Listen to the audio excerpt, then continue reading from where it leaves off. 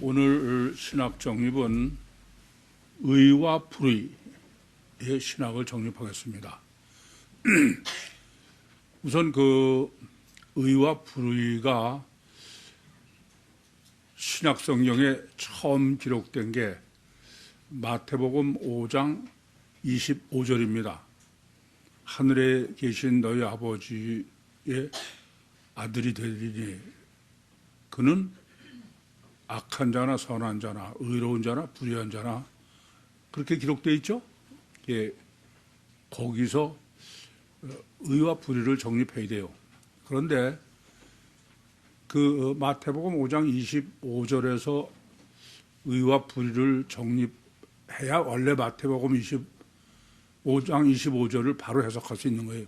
근데 거기서 정립을 하면 지금 본문이 의의 문제가 생겨요. 정립에. 그래서 제가 일부러 그 마태복음 5장 25절에서 정립하지 않고 지금 이 6장 1절에서 정립을 하는 것입니다. 근데 제가 볼 때는 주님의 뜻도 6장 1절에서 의와 불의의 신학을 정립하는 것으로 설정하신 것 같이 보여요. 따라서 지금 본문에서 그 의와 불의를 정립하는 문제는 이미 말씀드린 대로 5장 25절에서 정립된 전제로 원래 6장 1절을 해석해야 되는 거예요. 그래서 5장 43절에서 48절을 먼저 비교해서 그리고 6장과를 비교해서 그렇게 해서 의와 불의의 신학을 정립하도록 그렇게 하겠습니다.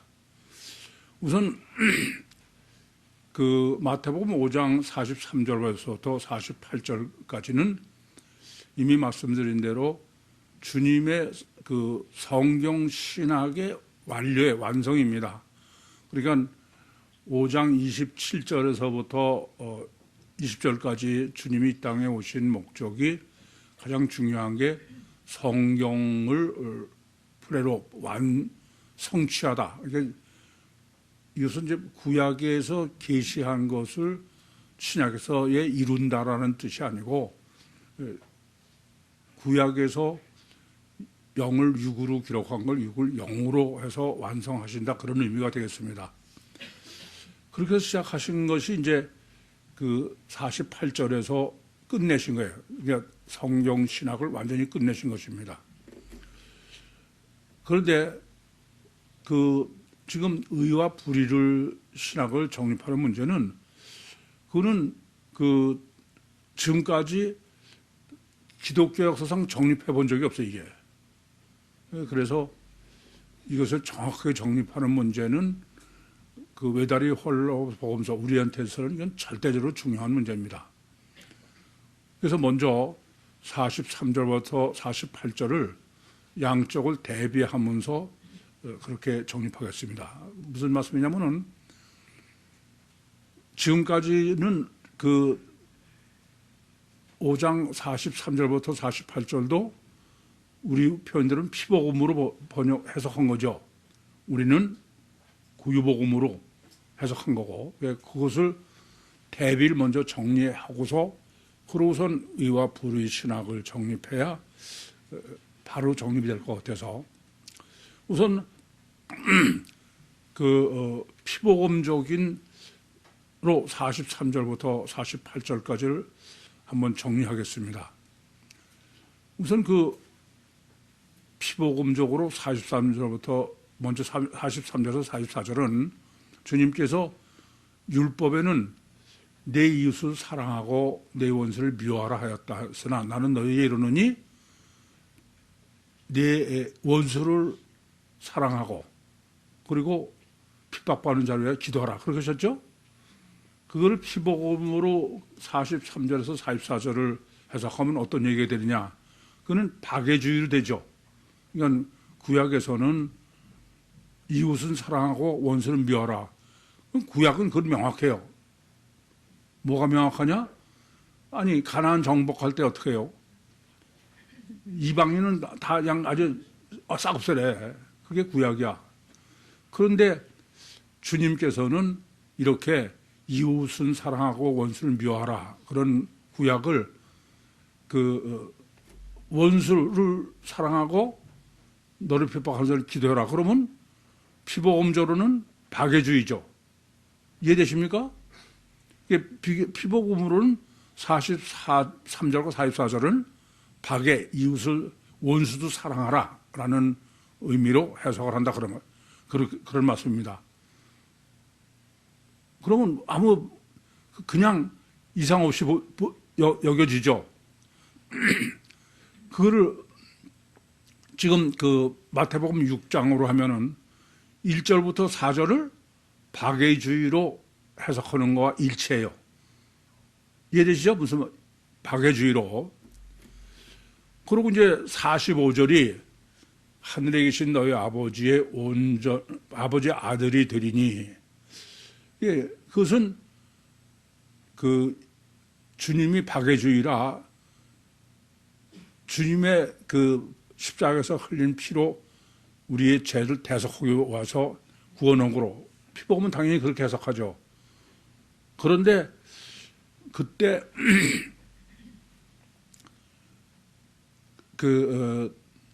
악한 자나 선한 자나 또는 의인이나 불의한 자나 그 얘기는 어떤 해석이 되느냐? 그거는 그 불의는 영적인 불의가 아니고 아예 그는 마치 하마르티아, 죄를 지은 의인이나 죄인이나 이런 식의 해석이에요.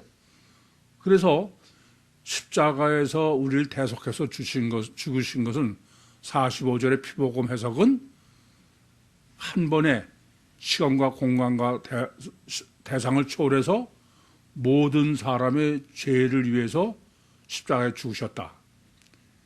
이해되죠? 그렇게 해석을 한다 그런 말씀입니다. 그러면 이제 46절부터 47절은 어떻게 되는 거냐? 46절에서 47절은 이방인들에게 그리스도인이 되는 거로 되어 있죠. 그러니까 너희를 사랑하는 사람을 사랑하고 또 형제에게만 무난하면 너희가 이방인보다 나은 게 뭐 있냐? 그거를 피복음은 성화론으로 보는 거야. 무슨 말인지 이해되십니까? 그러니까 그 성화론으로 보는 거는 십자가를 뭐로 해석해서 그러냐면 대속이지만 내가 의인은 아니야. 의로 칭한다는 거예요. 그러면 실제 의인이 되려면 그때부터 제자 훈련을 통해서 제 말씀이 무슨 말씀 하시겠어요? 그러니까는 45절의 보혈은 모든 사람의 죄를 대속하시기 위해서 십자가 죽으셨지만 그렇다고 우리가 의인이 실제로 된 건 아니다. 그걸 뭐라고 그래요? 칭의야. 하나님께서 너희를 의인으로 부르신다. 인정하신다. 그러나 내가 천국 가기 위해서는 이렇게 값도 없이 나를 의인으로 하시느라고 십자가에 죽으셨으니까 이제 우리가 끊고 자르고 노력해서 성화론이죠. 여전히 나는 실제로는 죄인이니까 내가 하나님은 나를 의인으로 칭하시지만 나는 여전히 성화하려면은 제자 훈련을 해야 된다. 그게 피복음 아니에요. 피복음은 예수표로 제사함 받았으니까 이제 다 끝났다. 그건 구원파야. 근데 일반적인 기독교는 예수님의 십자가의 보혈로 네 제사함을 받았는데 그다음에 뭐라고 붙이냐면 성화론이죠. 여전히 내가 자범죄를 범하고 이런 사람이니까 이제부터 끊고 자르고 정교적 노력을 해서 그래서 그러면 48절이 하늘에 계신 너희 아버지의 온전하신 같이 너희도 온전해라. 그게 뭐냐면 이렇게 제자 훈련을 해서 내가 거룩하게 돼가지고 그래서 천국에 들어간다. 그게 뭐예요? 철로 역정이야. 이해되십니까? 이게 지금까지 마태복음 5장 43절에서 48절을 피복음으로 해석한 실제다 이겁니다. 그럼 이제 우리는 자범죄 문제가 아니라 원죄 문제로 그 구유복음 외달의 헬라서 복음서의 해석은 지난번에 제가 해석한 겁니다. 43절과 44절에 옛사람 유대교인들은 이웃은 사랑하고 원수는 미워하라 그랬는데 나는 너에게 이르노니 원수를 사랑하고 너를 핍박하는 자를 위해서 기도하라. 그거는 원수가 누가 원수예요? 원수는 내 심령이야. 그래서 내 심령을 사랑해, 교제를 하게. 그래서 주여 나를 떠나서 나는 죄인이로소이다. 기도는 건 뭐냐면 로마서 7장 24절이죠. 오라 나는 공고한 사람이라도 이 사망에 머물러서 너가 나를 건져내라. 이렇게 자기를 부인하고 자기 심령을 해서 죄를 실제로 깨닫고 그러면 45절은 뭐냐? 45절은 하늘에 계신 너희 아버지의 아들이 된다. 그것은 주님이 보혜사 성령으로 우리 안에 임마누엘해서 우리를 하나님의 아들을 구원하게 하신다. 이해되시죠? 그러면 이때 이제 주님이 악인도 또 선한 사람도 그게 피복음에서는 악은 뭐로 보냐면 칼로스 또 그리고 선한 사람은 악은 카코스 선한 사람은 칼로스 실제로 원문은 그렇지 않은데 그러니까 육적인 악과 육적인 선 또 의도 육적인 의와 육적인 죄인 이렇게 보는 거죠. 근데 주님은 지금 그 악은 포넬로스예요. 또 선은 아가도스죠. 이건 영적인 악, 원죄, 영적인 선. 주님은 하나님은 영적 기준이다. 그래야 다 구원하죠. 또 문안에 대해서도 마찬가지. 의인과 불의. 그때 의인은 오늘 이제 신학을 정립할 디카이오 수네고 불의는 디카이오 수네예요.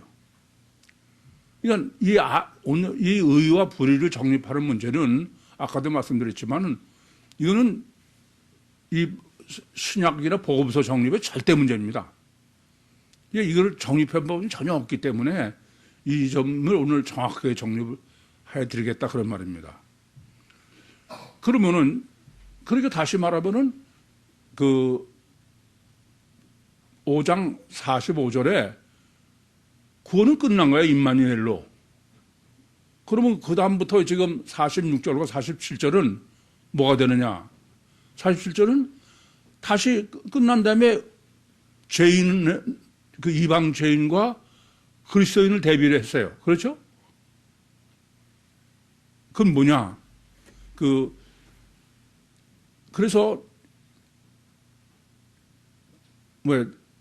사랑하는 자를 사랑하고 또 형제에게만 물어나고 그건 너희가 이방인과 다르게 뭐가 있느냐? 그 말은 다시 이방인서부터 기독교인이 되는 그거는 바로 2000년 기독교죠. 주님이 오셔서 끝냈지만은 그러면 실제로 무슨 얘기가 되냐면은 45절은 주님의 공생에서 주님은 실제로 보혜사 성령으로 하는 것은 다 끝내신 거야. 그렇죠? 그런데 그러고 뭐만 하냐? 계시만 성경만 남겨놓으신 거예요. 복음서의 성경만 원죄 구원을. 근데 그것이 이방인을 거쳐서 그래서 구육교회에 와야 돼. 그렇죠? 그걸 뭐로 했냐면은 이방인에서 너희가 너보다 더 나은 게 뭐이냐 이게. 그런 너희와 네가 같지 않냐. 그건 이따가 그 내 생명 시간에 또 정리해드려야 될 문제인데. 그러면 이제 하늘에 계신 너희 아버지의 온전은 뭐가 되느냐. 그러니까 45절에서는 주님의 공생애와 성경의 계시만 남겼지 주님의 구원은 완성이 안 되는 거예요. 그래 안 그래요? 피복음, 신학적으로 피복음은 45절에서는 안 되는 거예요. 그건 주님의 공생애를 계시하는 거요. 또 그때 복음서 기록을 계시하는 거고. 근데 그게 이방인을 통해서 구육교회에 와야, 그래야 하늘에 계신 너희 아버지의 온전하신 것 같이 너희도 온전하라. 온전한 구원론의 신학이 완성된다. 이게 해석이 이해됩니까? 43절에서 48절 제가 지금 정립해드린 게 피복음은 여러분들 쉽게 제가 눈치를 보면 이해되는데 구유복음은 잘 여러분이 눈동자가 초점이 잘 안 맞아. 여전히 제가 그래서 이따가 또 해드려야 된다고 그랬는데 할 수 없이 워낙 이건 뭐 중요한 문제니까 다시 리바이벌 하겠습니다. 43절과 44절은 그것은 구약이죠. 여전히 율법이고. 그러면서 주님이 오신 것은 지금 43절이 율법인데 44절은 원수를 사랑하고 너희예요. 또 아가페죠. 사랑하고 너를 핍박하는 자를 기도하라. 그게 복음서예요. 이해됩니까? 그리고 복음서의 결론은 주님이 보혜사 성령으로 우리를 구원하시는 거예요. 그게 45절이다 이겁니다. 그래서 그 대상자는 영적으로 포넬로스든 영적으로 아가도스든 또 영적으로 디카이오스네든 영적으로 아디카이오스네예요. 이게 중요한 것은 지금 이따 아디카이오스를 정립해 드리겠지만 하말때가 아니에요. 초점이 무슨 말씀인지 아시겠어요? 그러니까 초점은 그 복음 성령 침례 구원론은 아예 자범죄는 관심이 없는 그건 아니에요. 영적인 원죄와 또 영적인 의와 영적인 불의는 아디카이오스 내지 하말때가 아니다 그럽니다. 그것은 신학 정립뿐이야. 주님의 십자가에 달리시고 복음서를 그때 남긴 거죠. 근데 그때 완성되는 게 아니다 그래요. 이해돼요? 이게 십자가에서 다 신학 그래서 성경을 남겨놓으신 거야. 복음서를. 그렇지만은 그 주님의 구원의 완성은 구육교회에 와야 되는 거예요. 이해됩니까? 그러면 구육교회에 오려면 어떻게 와야 돼요? 이방인을 거쳐서 와야 돼. 그게 46절과 47절이다 그런 말씀입니다. 그래서 그 하늘에 계신 너희 아버지의 온전하신 같이 너희 온전하라. 그런 하늘에 계신 너희 아버지의 7일 창조의 설계도의 완성은 구유복음에 와서 해야 된다 이게요. 내 해석은. 이해되시죠? 아직도 이해가 안 됩니까? 그래서 이제 이것을 신학적으로 완전하게 하는 데에는 두 가지를 정립해야 된다. 하나는 디카이오스네 의와 목적이 불의. 그런데 조금 전에도 말씀드렸지만은 우선 이게 영적으로 해석해야 되는 문제는 악도 포넬로스로 했지 카코스로 하지 않았다. 선도 아가도스로지 칼로스가 아니다. 이게 육적인 게 아니다 이게요. 이해되시죠? 그래서 먼저 성경적인 의 디카이오스네 이건 복음서의 첫 단어인데부터 정립하겠습니다. 그런데 우선 여러분이 아셔야 될 것은 성경에서 표현되는 의는 세 가지를 다 그냥 의로 표현해. 의가 하나가 아니에요. 세 가지예요. 그러니까 우리는 지금까지 다 그냥 피복으로만 해서 의 그러면 아무렇지 않게 디카이오스네만 생각하시는데 성경이 계시하는 의는 하나가 아니라 세 가지다. 이렇게 하셔야 돼요. 마치 하마르티아도 영적 죄나 육적 죄나 다 하마르티아로 공통적으로 기록하고 특별히 구별할 때는 이제 따로 강조법을 쓰죠. 이해되시죠? 마찬가지로 의인인 디카이오스네도 세 가지를 다 그냥 디카이오스네로 쓰는 거야. 그런데 특별히 세 가지를 구별하러 들 때는 틀리다게 의는 똑같은데도 이해되세요? 그래서 성경에서 의라고 번역된 디카이오스네가 세 가지가 어떤 것인가부터 생각하셔야 돼요. 제일 첫 번째는 우리가 제일 아는 거로 해야 빨리 쉽겠어. 모래 위에 이은 집으로서의 의로운 행위. 그럼 알겠죠? 무슨 말인지? 이건 단일체 이중 본능의 육적인 의행, 의로운 행위. 아시겠어요? 그것을 그냥 의라고 그래. 뭐 그런 붙이지 않고. 그러니까는 그냥 육적인 의로운 행위는 의라고 그래요.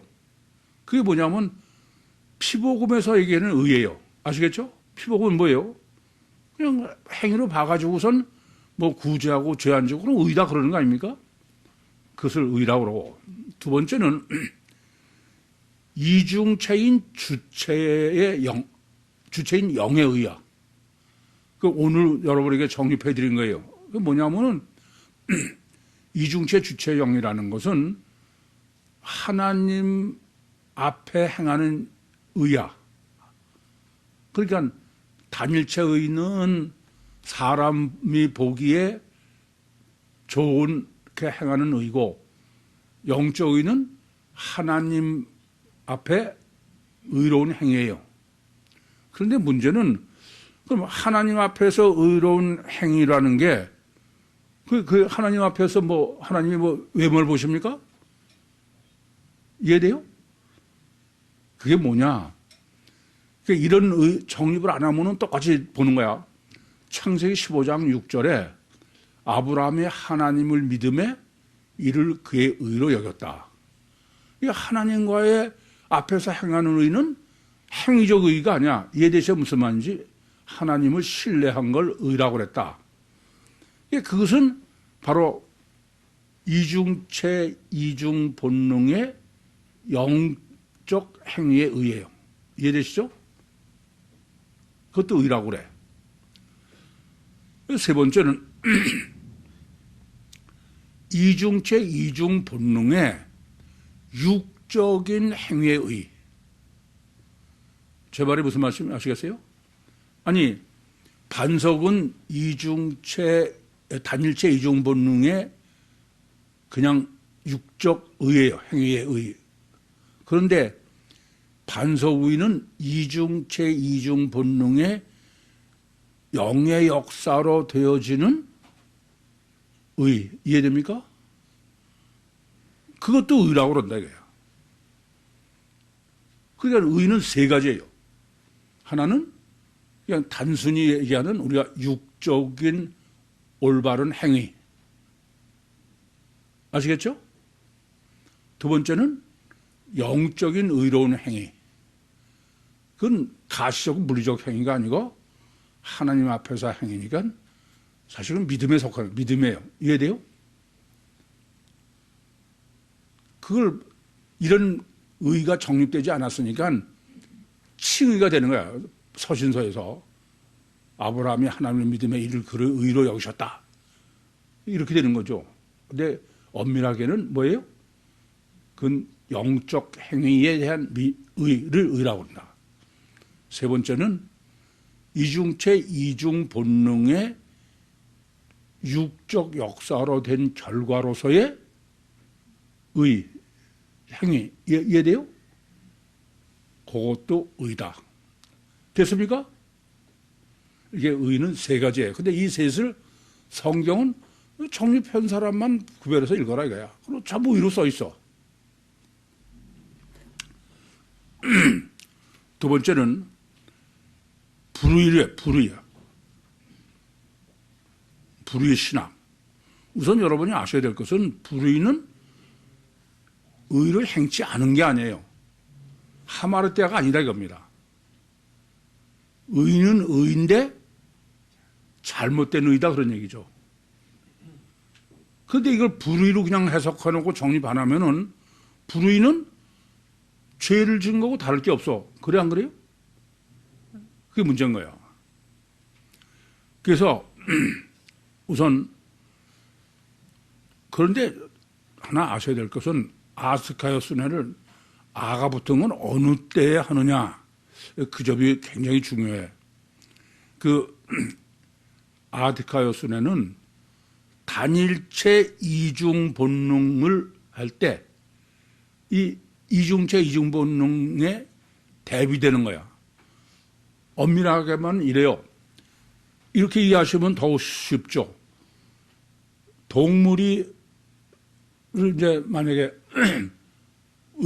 불의를 나쁜 짓을 했다. 그러면 그거는 아디카요 어떤 경우에도 아디카요 순회가 해당 안 된다 이거예요. 이 아디카요 순회 불의는 반드시 이중체의 존재야. 이해돼요?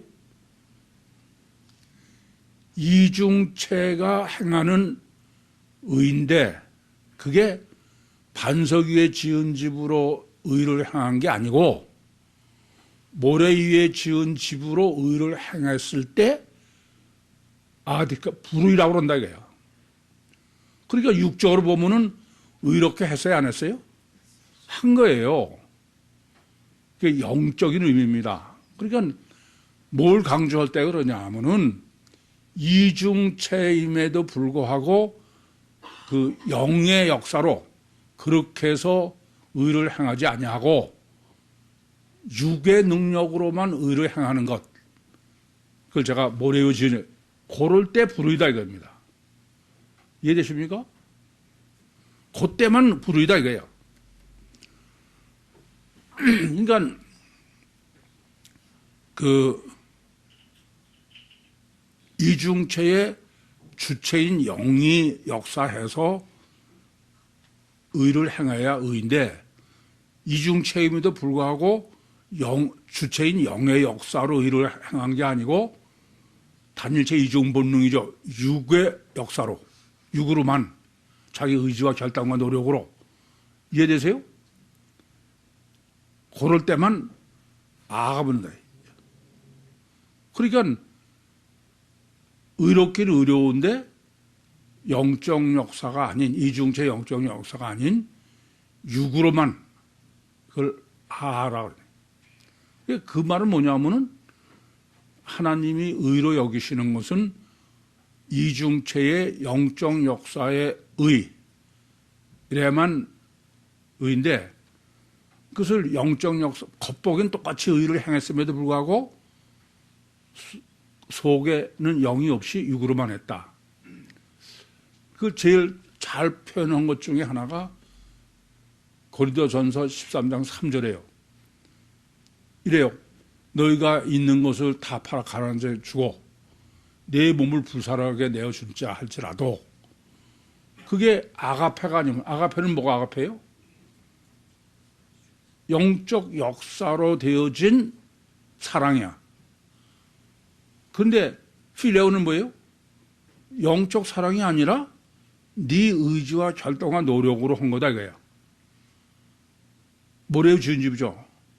그건 너한테 아무 유익이 없다 이거예요. 이해되십니까? 그래서 아가 붙은 거는 안 했다는 얘기야. 하긴 했고. 그런데 이중체로서는 당연히 영적 역사의 열매로 행위가 이루어져야 되는데 영적 역사의 결과가 아니고 육의 역사로만 되어진 거. 이해되시죠? 이게 똑같이 육의 역사로 되어지는 의라 할지라도 이중체의 강조점이 아닐 때는 R을 안 써. 그냥 의라고 그러지. 이해되시죠? 그냥 의라고 그래. 근데 모래 위에 지은 집은 모래로 지은 집 자체는 바로 이중체인데 단일체로 육으로 한 것이죠. 그래서 그것은 이제 지금 말씀드린 것처럼 아디카요스네요. 이걸 첫 단추로 아의 신학을 아디카요스네로 정립한 게 놀라워요. 다른 거로는 이걸 명확하게 정립하기가 어려워. 근데 아디카요스네로 정립하면은 그러니까 의롭게 행위를 하긴 했는데 그런데 그게 하나님은 그건 의가 아니다 이거야. 왜냐하면 하나님은 이중체의 영적 역사로 한 것만 의이기 때문에 이중체임에도 불구하고 동물에게는 해당한다는 거예요. 육으로만 의를 행한 것, 그를 아디카요스네. 그러니까 마태복음 7장에 기록되어 있는 아노모스도 마찬가지예요. 노모스는 다 써 그냥 육으로 하는 것도 율법주의라고 그러죠. 노모스고 영적으로 해도 노모스입니다. 다 똑같아.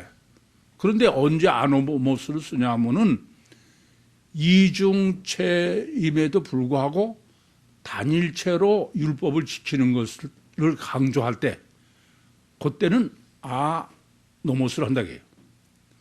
또 마태복음 26장 41절에 예수님께서 베드로가 졸고 있으니까 마음은 원이로되 육신이 약하다.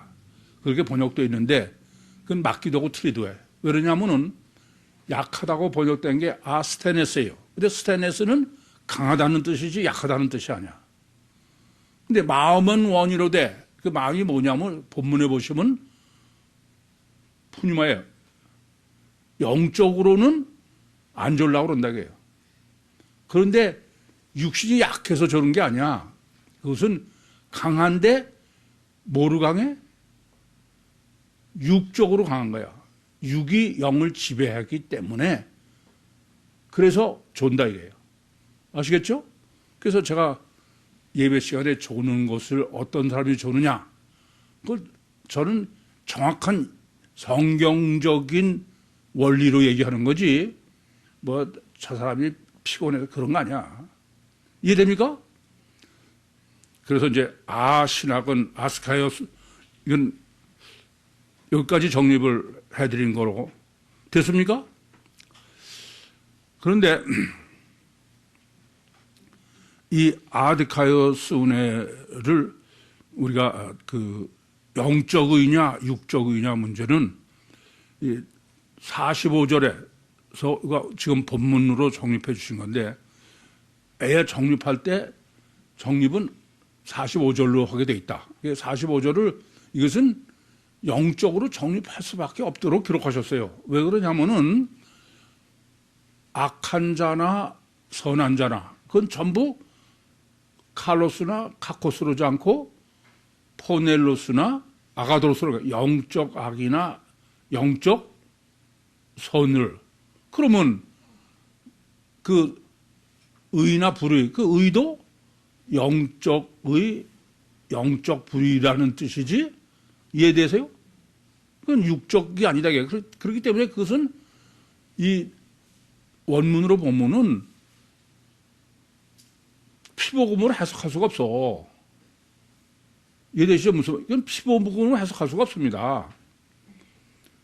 그래서 디카요스를 아디카요스로 한 거야. 그러니까 영적 악과 영적 의 또 영적 불의라는 뜻이 육적 불의가 아니야. 하마르테가 아니라 죄가 아니라 그래요. 그러면서 지금 이게 첫 단추 강조법이다 그렇게 말씀드렸는데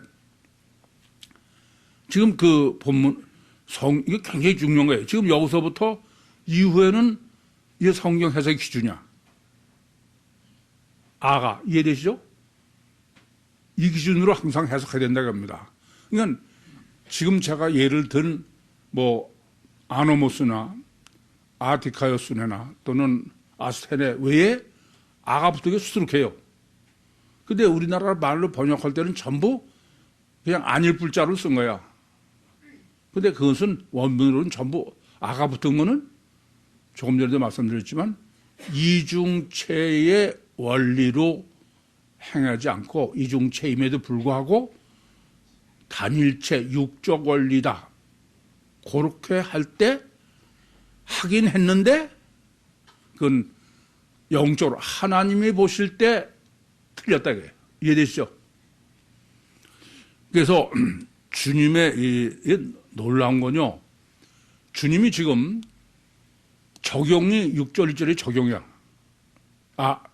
디카요스네가 아시겠어요? 그건 아까도 말씀드렸지만 5장 45절에 디카요스네와 아디카요스네가 전제된 거예요. 그리고 마태복음 5, 6, 7장 결론이 마태복음 7장 15절에서 27절이에요. 그게 뭐예요? 반석에 지은 집과 모래 위에 지은 집이야. 그러면서 마태복음 7장 15절에는 양을 쓴 늑대다 그런 말씀입니다. 그러니까 반드시 이것은 그냥 디카요스네와 아디카요스네를 반드시 정립해요. 그래야만 성경을 해석할 수 있다 겁니다. 이해되십니까? 이건 보통 강조법이 아니에요. 그래서 노모스나 또 아노모스지, 그 아노모스라는 게 한국말 죄를 범했다는 뜻이 아니다. 행하긴 행했다 그래요. 그래서 예수님이 그를 마태복음 7장 결론이에요. 그러니까 적용의 시작이 1절로 적용을 시작해가지고 적용의 결론을 똑같이 아로 한 셈이나 결론은 바로 지금 이건 심각한 문제가 뭐가 문제냐면은 주님이 이 땅에 오신 목적은 하마르티아에서 구원하는 게 아니야. 이해돼요? 자범죄 구원이 아니다 이겁니다. 뭐의 구원이에요? 아디카요스네의 구원이야. 그게 지금 마태복음 5, 6, 7장 산상복음의 전체 시작과 결론이야. 그러니까 뭐 피복음은 아디카요스네를 정립할 수가 없어요. 그건 불가능해. 그러니까 뭐 하마르티아와 아디카요스네를 그냥 같이 그냥 이해하는 거죠. 천만의 얘기입니다. 그래서 그 외다리 헬라어 복음서의 문제는 이제 우리가 꼭 아셔야 될 게 있어. 제가 오늘 정립해 드릴게요.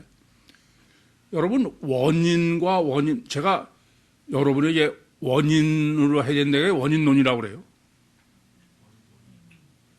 네? 아직도 여러분이 제가 원인론이라고 그러는 걸 원인으로 이해하는 사람이 너무 많더라고. 제가 말씀드리는 건 원인이 아니에요. 원인론이지. 그 차이를 지금 정립해 드리려고 그래. 원인은 뭐가 원인이냐면은 결과를 가지고 원인을 내가 까지 정립하는 거야. 아는 거 믿는 거예요. 그게 뭐냐? 이거 보세요. 애굽에서 10가지 재앙을 내리셨어. 그럼 사람이 보는 거는 뭐밖에 못 봐요? 결과만 보는 거야. 그런데 결과를 보면서 뭐를 알라고 그러는 거예요? 믿으라는 게 원인이야, 원인. 이방인에서 뭐로부터 시작하냐면은 원인 확인부터 하는 거야. 그런데 결과를 가지고 원인을 아무리 알아도 그건 절대로 원인을 믿지 못해. 그건 불가능해. 10가지 재앙 내려서 보면은 다 원인인 하나님을 믿는 것 같은데 천만에요. 여전히 금성하지. 결과를 믿지 원인은 못 믿는데 보이는 게 믿지. 그래서 우선 이걸 정립해 드리는 건 뭐냐 하면은 구약은 원인에서 원인론까지예요. 무슨 말이냐면 원인은 지금 방금 말씀드린 것처럼 결과에서 원인까지 믿게 하는 거야. 이해돼요? 그러니까 표적을 통해서 뭘 믿게? 그 표적의 원인인 하나님을. 그 가지고는 절대 믿으면 안 생겨. 그럼 불가능해. 예수님도 마찬가지예요. 오병이어를 표적해도 그 다음에 그건 팔병 할 때는 또 모르는 거야. 그러니까 표적과 기사를 통해서 하나님을 믿는다. 그거는 전혀 거기까지 이해는 하지만 그거까지는 안 되는 거예요. 그러니까 뭐 광야에서 매일 만나를 먹이고 별짓 다 해도 안 믿잖아요. 그래서 구약은 뭐냐? 이렇게 먼저는 원인을 알아야죠. 두 번째는 뭐냐면 원인에서 결과에 이르는 논리가 성립돼야 돼. 그게 원인론이야. 그게 과학인 거예요. 과학은 결과를 가지고 원인을 가사 뭐 이런 거 떨어진 걸 보고 만유인력이라는 원리를 알았어. 그게 만유인력은 알았지만 만유인력에서 떨어지는 결과까지가 인과율의 법칙으로 완전히 정립되지 않으면은 그건 하나만아야. 이해돼요? 무슨 말인지? 이건 진짜 믿음은 어떻게 돼야 믿음이냐 하면은 원인 논의여야 돼요. 이해됩니까? 원인이 아니에요. 그러니까 제가 생각해 보세요. 다른 사람은 다 뭐 이상에 다 피부하고 맞다 그래도 저는 원인론으로 보니까 그건 전 틀린 거야. 나는 믿습니다. 뭐 뜨겁게 그런 건 아니지만 누가 뭐래도 저는 흔들리지 않는 믿음을 갖는 거야. 그래서 애들도 원인론이 되게 하는 거예요. 창조론을. 이해돼요? 무슨 말씀인지? 이 점을 아셔야 돼. 원인이 아니에요. 원인론이지. 제가 1분 운동, 내상명 운동도 여러분들 그건 헐라만하다. 원인론으로 정립돼야 돼. 그게 믿음이고 능력이야. 그러니까 여러분들이 진짜 구원받아서 천국 가려면은 원인론, 뭐 아무리 어려워도 해야 돼, 돼야 돼. 그래서 오늘 본문이 결과 기준에서 어떻게 해요? 추가로 더하라. 이게 결과에서 한 단계 더, 그러다가 더, 또 더 이렇게 해야 돼. 근데 여러분 보면 전부 제가 들으면 결과로만 하는 거야. 그러고서 뭐 고민했다고 그러고 말, 택도 없는 소리지 마.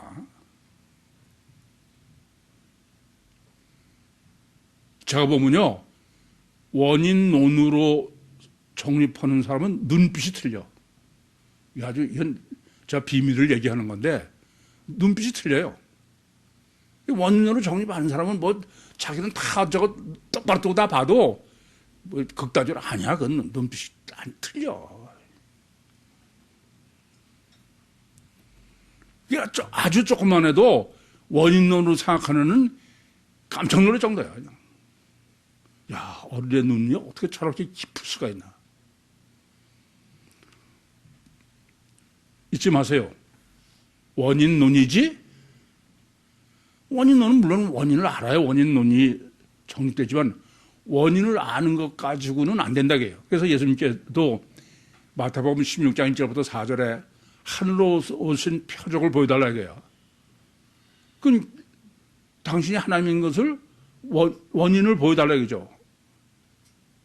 표적 행하면 아, 이분이 메시아구나. 안 믿어. 그거 안 돼. 그건. 그래서 예수님께서 악하고 음란한 세대가 표적을 구하라. 그건 아무 소용이 없다고 합니다. 그러니까 뭐 이런 원인론은 꿈에도 꾸지 못하는 사람은 맨날 무슨 그냥 자꾸 반복시키는 거야. 그냥. 파불의 조건만사 같이 맹신하고. 아시겠죠? 생각해야 돼. 본문 보겠습니다. 사람에게 보이려고. 이 보이라는 단어가 데오마입니다. 그냥 블랙보가 아니에요. 이건 뭐냐면 관심을 끌고 이런 거죠. 그냥 구경시킨다는 뜻이 아니야. 이에 대해서 그러니까 인정받는, 받고 이러는 거죠. 그들 앞에서 너의 의를 행하지 않도록 주의하라. 그냥 의가 아니라 의를 행하는 거예요. 다시 말하면은 주님이 정립해 주시는 신학을 육으로, 행위로, 적용으로. 그래서 오늘 제가 놀이학교는 완전히 영의 법칙을 육으로 증거한 거다. 실제다 이겁니다. 제가 거기까지 하느라고는 끔찍하게 70년을 보낸 거야. 지금 생각하면. 감옥 3년을 비롯해서. 그러니까 늘 생각하는 사람이 돼야 돼. 응? 늘. 어디서 무슨, 제가 보면요. 아니, 도대체 아무 관심 가질 것도 없는 거를 그런 데다 관심을 갖고 그러니 언제 해? 차 타고 가면서도 보면 한심해. 무슨 뭐, 저기는 뭐 저 집은 어쩌고, 광고판이 어쩌고. 그게 보이면 그건 안 되는 거야. 어디에 관심을 두는 게 도대체? 산부를 아무리 얘기하면 뭐해? 참 안타까워. 주의하라는 것은 추가로 가지라. 그러니까 지금 있는 데서 추가 한 단계 더 깊이 늘 생각하는 사람이 돼야 돼. 생각하지 않는 사람은 그건 사람이 아니야. 나는 생각하다 고로 존재한다. 아시겠어요? 그렇지 아니하면 하늘에 계신 너희 아버지께 상을 얻지 못한다. 이 상이라고 번역된 건 미스도스인데 대가를 대가. 일하면 임금으로 주는 대가. 그러니까 본문은 얼마나 중요하냐. 바로 사람에게 보이려고 그들 앞에서 너의 선의를 행하지 않기만 하면 돼. 그것만. 그러면 천국은 받는다. 그렇잖아요.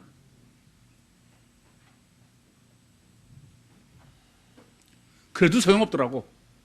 이거 하나뿐이니까 이것만 명심하셔. 그래도 소용없어. 제가 아까 보니까 말짱소리 없는 거야. 저 같으면 야 이제 이것 때문에 고민. 근데 아니야. 택도 없는 소리야. 그러면서 뭐 제 앞에 오면은 그냥 뭐 누구보다도 그냥 천국 구원 받으려고 뭐 그런 것좀 그 저 보면 이 사람이 좀 또라이 아닌가 그렇게 그죠. 물론 이해는 해요. 왜 그래요? 뭐 고착이 돼 있는 거지 뭐 스칸달리저에 가까운. 이게 상을 얻다고 번역한 게 에코예요. 얻다는 게 아니라 내가 소유한다 겁니다. 질문 있습니까? 마치겠습니다.